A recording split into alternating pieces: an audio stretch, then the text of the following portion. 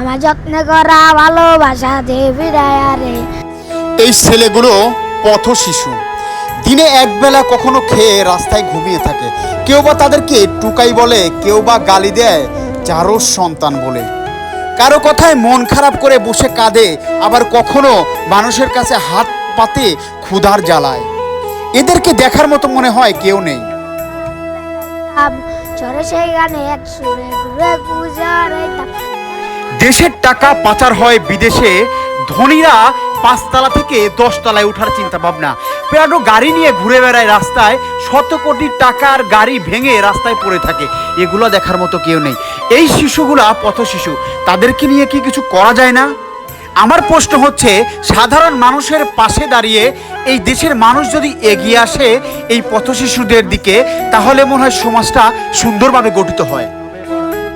এই সমাজের মানুষের অবহেলায়, ধিক্কায়, আঘাতে এই শিশুগুলো হয়ে ওঠে হিংস্র। তারা এই সমাজের জন্য অনেক ক্ষতিকার মানুষ হিসাবে গড়ে ওঠে। এদেরকে যদি শিক্ষা প্রতিষ্ঠান করে দেওয়া যায়, এদেরকে যদি একবেলা খাবার দিয়ে সঠিক দিক নির্দেশনা দেওয়া যায়, তাহলে এরা কিন্তু ভুল পথ থেকে অবশ্যই ফিরে আসবে।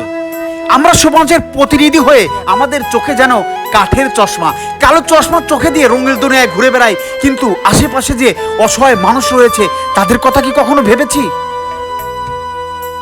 এই দুনিয়াতে যার টাকা রয়েছে, তার দম্ভ রয়েছে, তার অহংকার রয়েছে। আশেপাশে মানুষ নিঃশেষ হয়ে যাচ্ছে, না খেয়ে, না ঘুমিয়ে, রাস্তায় ঘুমিয়ে। মাটির মানুষ তো ভাই, সবাই তো মাটির মানুষ। মানুষ দিয়ে, এই মাটি দিয়ে বানিয়েছে, এই মাটিতে বিলুপ্ত হবে।